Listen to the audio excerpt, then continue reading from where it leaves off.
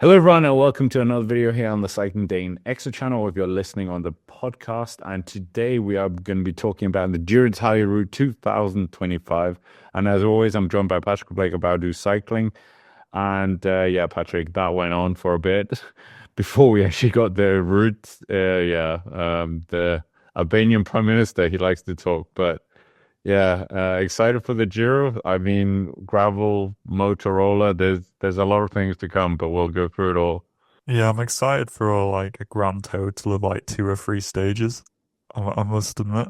Uh, yeah, we got our way through an hour and a half, 2 hours, whatever, just jibber jabber. To be dealt this route. If you've already watched the route reveal and you're looking for this as a bit of a recap, then you'll know exactly what I mean. But if you don't know what we're talking about, we'll talk about the route now. So obviously the route starts in Albania for the first 3 days. We go to, obviously, I've never been to Albania, and I'm very sorry if I pronounce any of these names wrong. So, caveat that. We go from Dorazo to Tirana. It's a freestyle stage, as the Giro d'Italia kind of nicely summarize it. 164 kilometers. There's one category 2 climb in the middle of there, and then two category 3 climbs as well, in kind of like a loop, so we're taking twice, and then it's a descent to the finish. It's not the hardest opening stage I've ever seen. It's not going to be like the Giro d'Italia opening stage last year. I just don't think that climb is overly steep, so it's be interesting to see how that ends up going. Stage 2, we have a time trial already. 13.7 kilometers around Tirana. There's a climb in the middle of that. We don't really have any sort of gradients or anything, but it doesn't look really steeper, so it looks like they're trying to get Ghana a victory. Stage 3, go from Valona to Valona, and yeah, it looks a little bit tricky, to be honest. So there is a climb in there which is 10.7 kilometers long, averaging 7.4%. So either this will be a bit of a chance for some GC guys to test themselves before the first rest day, which comes after the third stage, or this is just going to be a breakaway sort of day because GC riders won't want to put too much effort in just to have essentially 40 kilometers of descending / flat afterwards to reconvene. So it's hard to tell what's going to happen in terms of that GC wise, especially since they'll have the TT the day before to settle kind of a few kind of differences there. What do you reckon to that opening 3 stages, Scott? It's not bad, actually. And I'm quite looking forward to seeing what Albania has to offer. Yeah, no, to showcase Albania, I think it's quite a good one.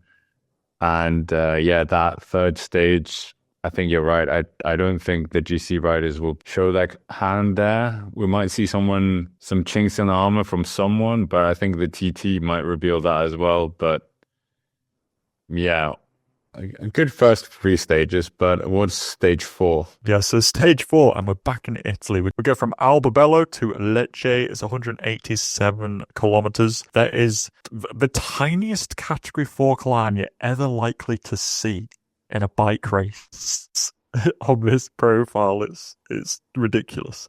And pretty much other than that, it's completely flat. It's going to be a sprint, nice and simple. Stage 5, go from Ciegle Massapica to Matera. This is a little bit more interesting. It's not the steepest gradients towards the end. We've got a flat kind of first half, then a category 4, and then uncategorized climbs slowly building up towards the finish, where this looks like a sort of stage where a pure sprinter will suffer, but there's definitely going to be opportunity for those more versatile sprinters to try and have their chance here. This is like a typical like Mass Pedersen or Sagan back in the day sort of stage. It'd probably be a stage which Milan would probably survive. You know, we saw one in Tirreno similar to this last year where Bauhaus won. It's those kind of like grinding climbs which are, yeah, it's going to be an interesting one. Not going to be a pure sprint. It'll be a little bit more reduced. Stage 6, we go from Potenza to Napoli, 210 kilometers. It's a big stage. This will either be a sprint or a breakaway day. There's a category 2 climb to begin with, which is like 20 kilometers long. That averages 3.8%, but it goes up in 2 steps. So it's probably realistically a bit more than that. And it depends whether there's a versatile sprint in here, aka somebody like Michael Matthews. But realistically, this is going to be a breakaway day. That's how I see it going. Then stage 7, our first kind of really difficult day, we start with a climb immediately out the gates. And then we go all the way over to Tagliacozza, which is 12.6 kilometers at 5.4%. But ramps up to 14% towards the end. However, just given that that climb isn't that hard, I would say that this is going to be a breakaway day again. Stage 8 from Giulianova to Castellarimondo.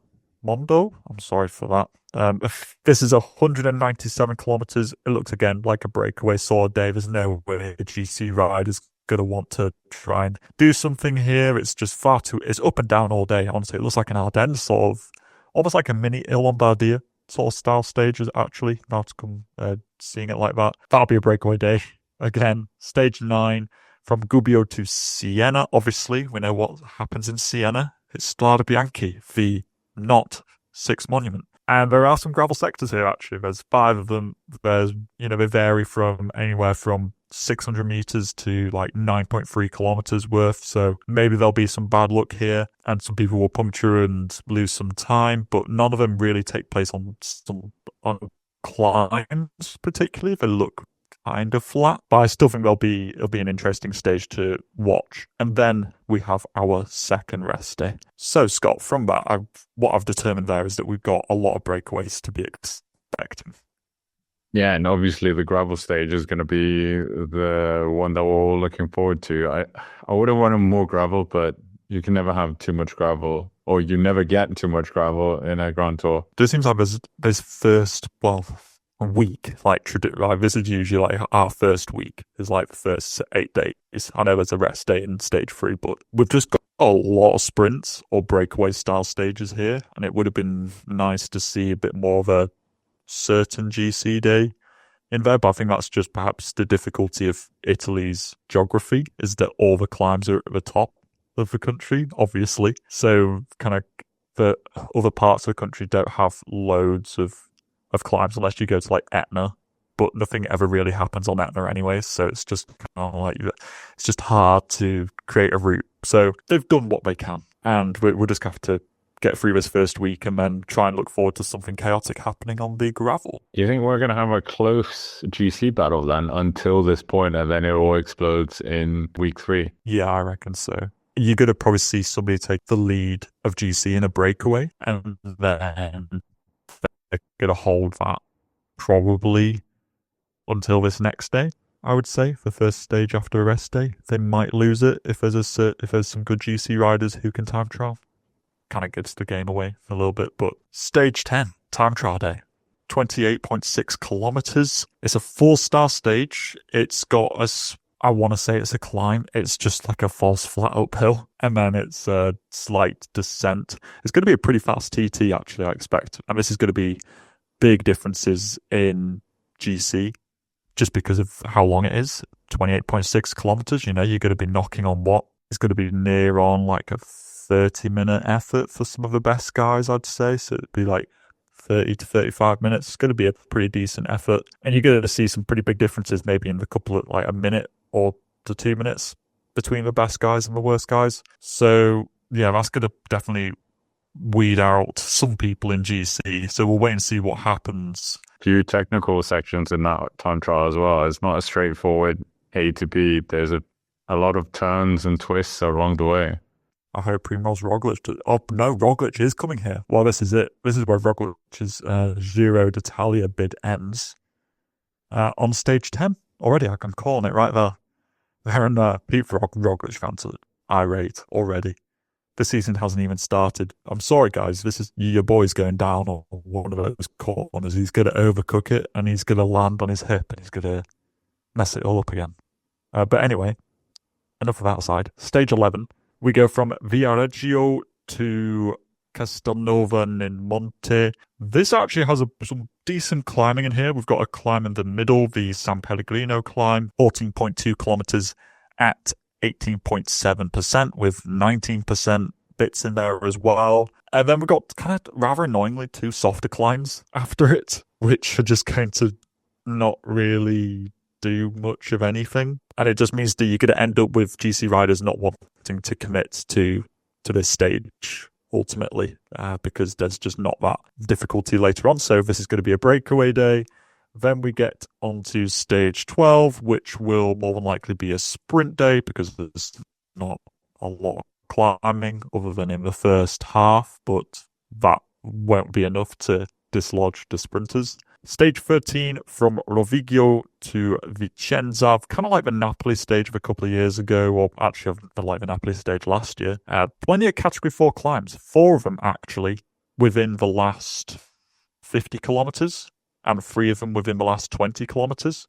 So it could be a very attritional sort of wearing down of any sprinters, and it's actually just like kick up to the finish. But I think this really should be within the realms of a few sprinters. Like the versatile sprinters will be looking at this one with wide eyes, that's for sure. Stage 14 from Treviso to Nova Gorica, pretty much flat all day. Then goes into Slovenia and does 3 category 4 climbs, kind of similar to the last day, apart from it doesn't have an uphill finish, it's a flat finish, so we'll see relatively similar people competing in both of those. Then it's a rest day, Scott, so now we have to fling it back to you. What do you think of all of those stages?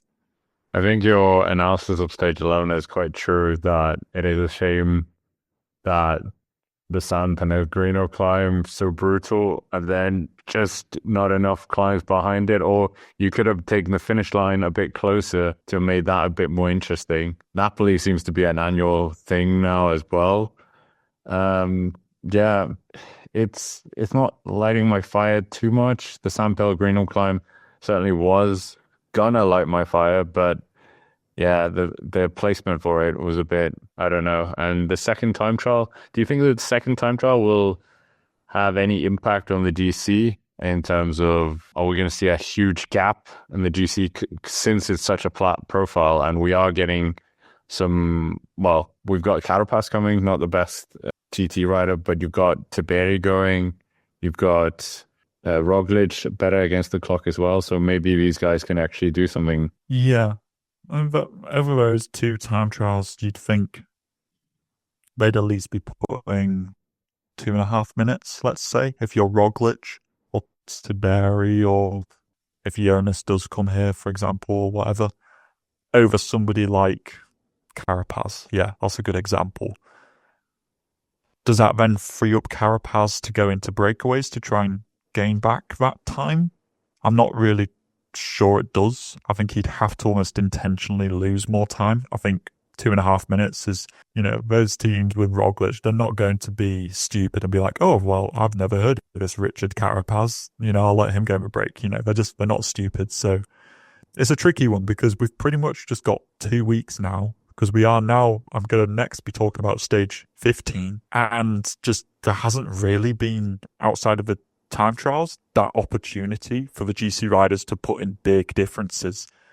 So it's going to be a lot of sitting on their hands and just waiting and biding their time and just avoiding trouble, really. Yeah, I think the teams might actually be quite important here. They always are, but like to just hold it back so it doesn't go completely nuclear in terms of someone going up the road on any of these stages. But I mean, stage 15, you might as well talk us through it. There's a return of Monte Grappa.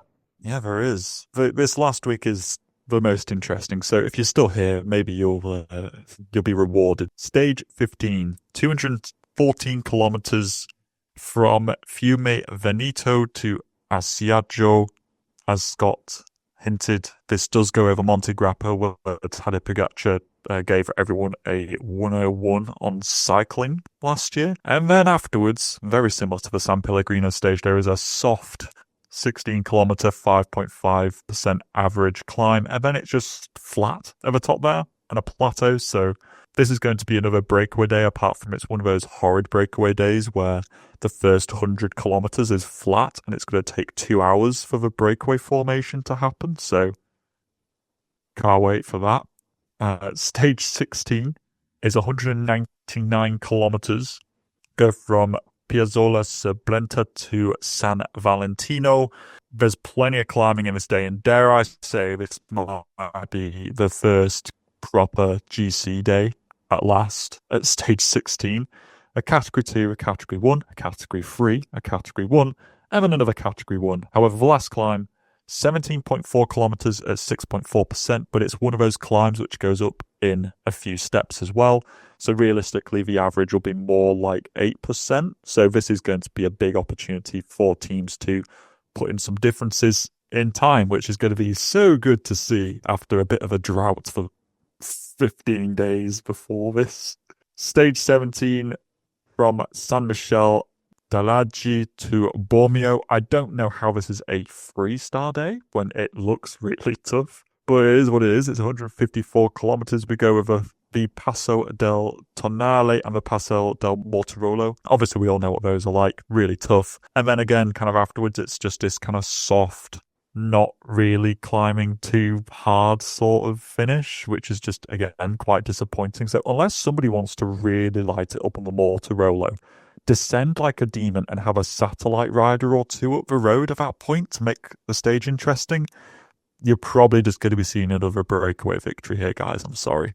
Stage 18 from Morbegno to Sassano Maderno. This has got some climbing in the first half, but then is flat for like 100 kilometers. So realistically, well, not 100 kilometers, like 80 kilometers. So realistically, it's going to be a sprint, unless a super, super tough breakaway forms, which holds everybody off, which again, it's very possible.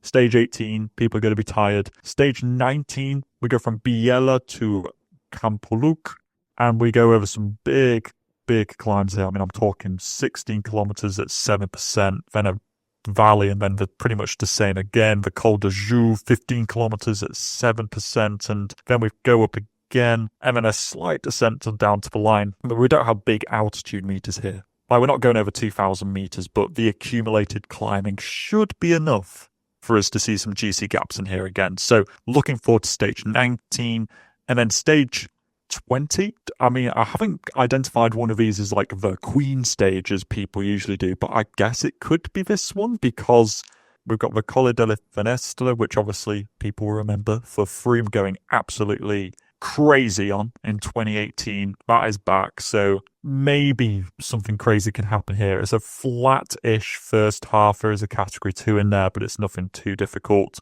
The Finestre, a descent, and then up to Sestriere, which, yeah, is still a tough climb, but the Finestre is the main kind of thing on the menu on that day. So if there's going to be an opportunity to make time up in GC, it's going to be stage 20, because stage 21 is 141 kilometers from Roma to Roma, and we're going to be seeing another sprint to round out the 108th edition of the Giro d'Italia. That's it. Quite a commute that to get from northern Italy down to Rome. All these tired riders, all the soigneurs, everybody moved the whole race down there just to do a few laps around Rome. But I mean, yeah, Patrick, I think you summarized it quite well. And yeah, it's disappointing that there is more GC action, really.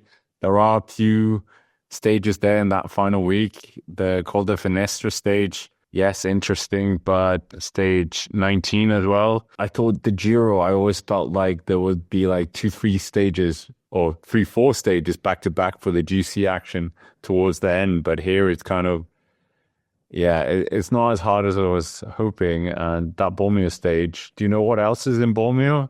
Stelvio. So, I mean, they could have finished on the Stelvio. Well, they could have planned to finish it on the Stelvio for it to then be snowed and then it get cancelled. I'm honestly seeing here stages, the GC days will be stages 16, 19, 20, and the 2 time trials. I don't see big time gaps pretty much anywhere else unless there's some massive weather problems or somebody goes mental on the Strade Bianche. I only see like 5 opportunities, and 2 of them have been TTs where you're going to see gaps that are significant. It's just disappointing, right? Really. We have to make do with the GC stages that we do have, I guess.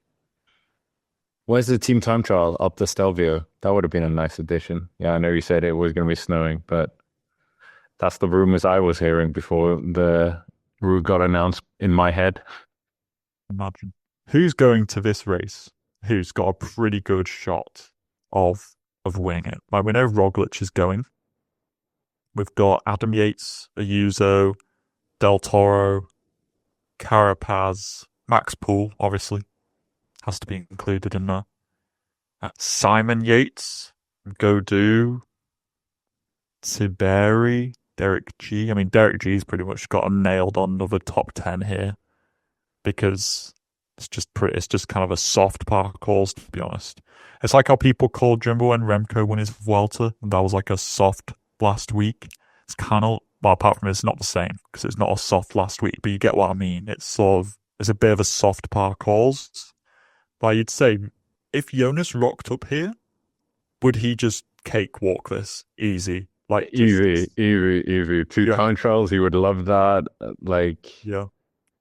Like you reckon? Then he just play it cool, let people go fight for yellow in let people go fight for pink in the breakaway, and then just stomp everyone on those last on like stages 16, 19, and 20, and just do that. Jonas could get an easy Giro victory here, not even lying. Like, he's literally going to have to do 2 time trial efforts, cruise around for loads of stages, and then go hard for like a week at the end, and then recover and go to the Tour. Like, it's a completely viable Giro Tour program that Jonas could do. Yeah, I completely agree. So there you go, Jonas. Off you go.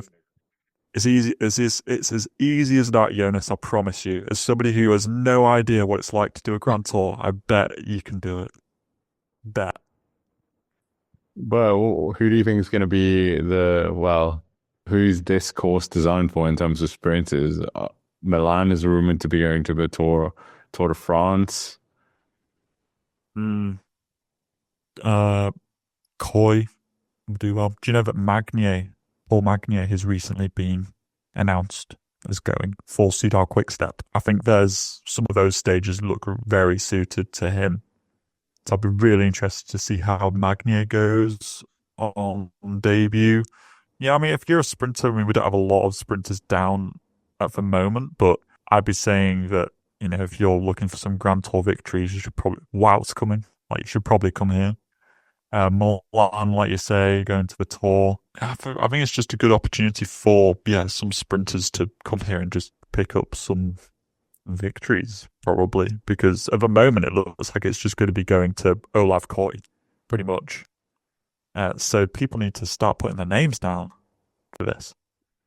I mean, there's like 10 sprint opportunities here. It's crazy. I mean, Patrick, we have actually done a Giro d'Italia prediction, so that's in a different video. But on the riders who are there on the list now, who do you think is going to be wearing the Maglia Rosa? So Jonas Vingegaard isn't there. We got the Adam Yates, Juan Ayuso, Isaac Del Toro super team of UAE Team Emirates. But do you think Roglic is going to be able to beat them? In theory, Roglic should be beating them. No, he should be. There's no real reason why Roglic should be struggling too much against anybody on this star list at the moment.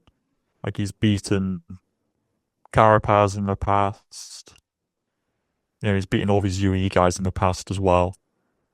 I see no reason why Roglic, alongside, like, let's face it, Danny Martinez, Jai Hindley, and Jan Tratnik at the moment. It's a good team. You just need some good rulers in there to keep you out of trouble for those first 2 weeks, basically. Put in some decent TTs, which he can do, and then just piece it together in that last week, pretty much. I think he could do it. Yeah, I think Roglic could win another Giro for sure.